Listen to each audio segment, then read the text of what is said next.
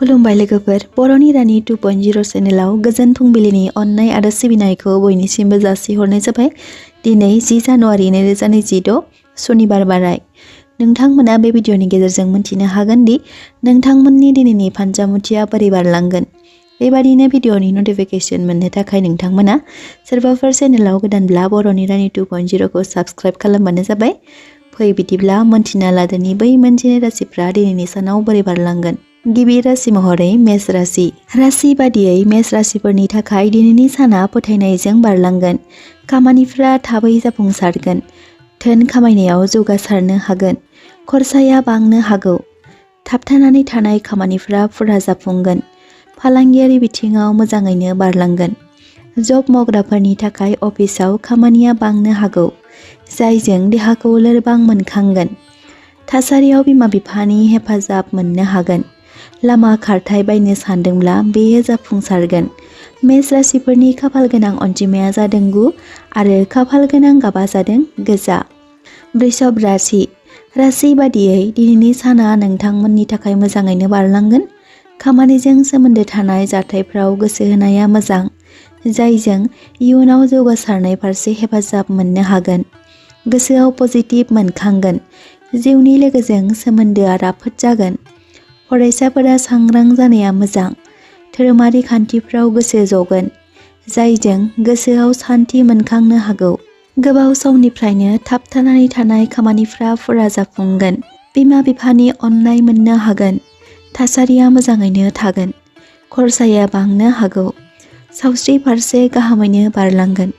वृषभ राशिफोरनि खाफाल गोनां अनजिमाया जादों 6 आरो खाफाल गोनां गाबा जादों गुफुर। मिथुन राशि। राशि बादियै दिनैनि सानाव मिथुन राशिफ्रा गोरोबलायनायजों बारलांगोन। खामानि फारसे मोजाङैनो बारलांगोन। खायसे खामानिफोराव जौगासारनाय मोननो हागोन। दिनै मानिबा खुसि मोनखांनो हागौ। दिनैनि सानाव नोंथांमोना सावस्रि फारसे जोथोनै लाखिनाया मोजां। जानाय लोंनाय बिथिङाव सांग्रां थानाया मोजां। जायखिजाया खामानियाव बिदा-फंबायनि हेफाजाब लानाया गोनांथि। मिथुन राशिफोरनि खाफाल गोनां अनजिमाया जादों 5 आरो खाफाल गोनां गाबा जादों गोथां। कर्कट राशि। राशि बादियै दिनैनि साना मोजाङैनो बारलांगोन। बरादा हेफाजाब होगोन। बेफार फालांगियाव आय बांहोनो हागोन। समाजारि बिथिङाव बाहागो लानो हागौ। आय बारायगोन। प्रपार्टि फारसे लाभ खालामनो हागोन। मोजां मोनलायनायफोरनि थाखाय मोजां सान। बहाबा दावबायनो थांनो हागौ। सावस्रि फारसे मोजाङैनो बारलांगोन। कर्कट राशिफोरनि खाफाल गोनां अनजिमाया जादों 2 आरो खाफाल गोनां गाबा जादों गुफुर। सिंह राशि। राशि बादियै नोंथांमोननि दिनैनि साना मोजाङैनो बारलांगोन। लोगोफोरजों गोरोबनानै सम हगारहरनो हायोब्ला मोजां। खरसा बिथिङाव आखाइ हमथाना सोलिलांनाया मोजां। थासारिया गोरायैनो थागोन। दिनैनि सानाव गोदान खामानिफोरा मावफुंजानो हागौ। जायखिजाया खामानि फारसे जौगासारनो हागोन। जिउनि लोगोनिफ्राय आबुङै हेफाजाब मोननो हागोन। सिंह राशिफोरनि खाफाल गोनां अनजिमाया जादों 1 आरो खाफाल गोनां गाबा जादों गोथां। कन्या राशि। राशि बादियै दिनैनि सानाव कन्या राशिफ्रा गाहामैनो बारलांगोन। खायसे आंगो लोगोनिफ्राय हेफाजाब लायोब्ला मोजां। नखरनिफोरजों बहाबा धोरोमारि खान्थिफ्राव बाहागो लानो हागौ। लोगोआरि सोमोन्दोफोरजों सम हगारहरनो हागोन। धोन सम्पथिखौ लाना सोरजोंबा खोथा सावरायलायनो हागौ।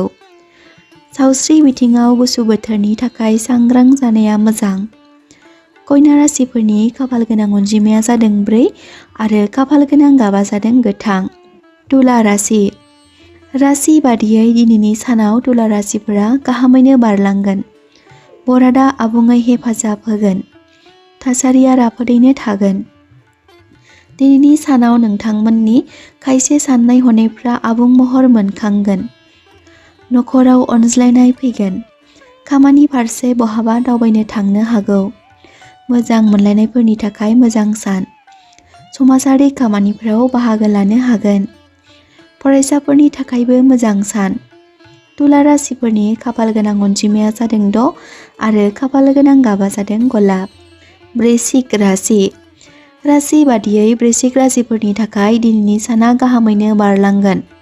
फालांगियारि बिथिङाव सोलायनाय मोननो हागौ। पजिटिभ साननाय हनायफ्रा गोसोआव साग्लोबगोन। उन्दैनि लोगोफोरजों लोगो मोनलायनो हागौ। खायसे जेंना जेंसिनिफ्राय उदां जानो हागोन। नखराव रंजा खुसियै बारलांगोन।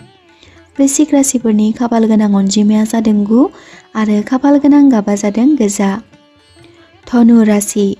राशि बादियै दिनैनि सानाव मोजाङैनो बारलांगोन। बेफार फालांगियाव लाब खालामनो हागोन। खरसा फारसे सांग्रां जानाया मोजां। जायखिजाया थांखि लानायनि सिगां मोजाङै नायबिजिरग्रोनाया मोजां। गेदेमाफोरनि बोसोन फालिलांनाया मोजां। खामानि फारसे सोलायनाय मोननो हागोन। खायसे लोगोनि मददजों मावनो लानाय खामानिखौ फुरा खालामनो हागोन। धनु राशिफोरनि खाफाल गोनां अनजिमाया जादों 3 आरो खाफाल गोनां गाबा जादों गोमो। मकर राशि। राशि बादियै दिनैनि साना मोजाङैनो बारलांगोन। साननाय हनायफ्रा थि रोखोमै थागोन। मोजां लोगोफोरजों लोगो मोनलायनो हागौ। जाय नोंथांखौ खामानि फारसे हेफाजाब होगोन। गिदिरफोरनि मदद मोननो हागोन। सोलोंथाइ फारसे जेंनाया जोबस्रांगोन। जायजों गोसोखौ खुसि मोनखांगोन। मोजां खामानिफ्राव बाहागो लानो हागोन। गुबुनफोरजों बाख्नायजानाय मोननो हागौ। मकर राशिफोरनि खाफाल गोनां अनजिमाया जादों 8 आरो खाफाल गोनां गाबा जादों निला। कुम्भ राशि। राशि बादियै दिनैनि साना नोंथांमोननि थाखाय गाहामैनो बारलांगोन। खायसे गोदान सोमोन्दोखौ राफोद खालामनो थाखाय थिरांथा लानो हागौ। जायजों नोंथांनि फालांगियारि बिथिङाव जौगासारनाय मोननो हागोन। थासारिया राफोदैनो बारलांगोन। फरायसाफोरनि थाखाय दिनैनि साना मोजां सान। नखर संसाराव अनज्लायनाय फैगोन। गेदेरफोरनि मदद मोननो हागोन। सावस्रि फारसे गुसु बोथोरनि थाखाय सांग्रां जानाया मोजां। कुम्भ राशिफोरनि खाफाल गोनां अनजिमाया जादों 7 आरो खाफाल गोनां गाबा जादों अख्रां गाब। मीन राशि। राशि बादियै दिनैनि सानाव नोंथांमोना रंजा खुसियै दिन बारलांहोनो हागोन।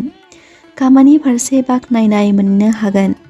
उन्दैफ्रा गिदिरनि मायबा मोनसे खोथा बाथ्रा सोलोंनो हागोन। फरायसाफोरा बादायलायनाय फारसे जाफुंसारनाय मोननो हागोन। नोंथाङा माब्लाबा सोरखौबा मदद होदोंमोनब्ला बेनिफ्राय मदद मोननो हाफिनगोन। गोसोआव सान्थि मोनखांगोन। सावस्रि बिथिङाव गुसु बोथोरनि थाखाय सांग्रां जानाया मोजां। जुलि जानायफोरनि थाखाय मोजां सान। मीन राशिफोरनि खाफाल गोनां अनजिमाया जादों 3 आरो खाफाल गोनां गाबा जादों गोमो। दिनैनि सानसेयारि फान्जामुथि फरायथिनाय भिडिअखौ जाय बिथांमोना जोबजासिम नायजोबलांबाय बिथांमोननि थाखाय आंनि गोसो गोरबोनिफ्राय हाजासे अननाय आरो सिबिनायखौ बावहरनाय जाबाय। आरो बेजों लोगोसे नोंथांमोना बे भिडिअखौ नोंथांमोननि लाइफआव एसेब्लाबो इउजफुल मोनदोंब्ला कमेन्ट बक्सआव कमेन्ट खालामनो दाबाव।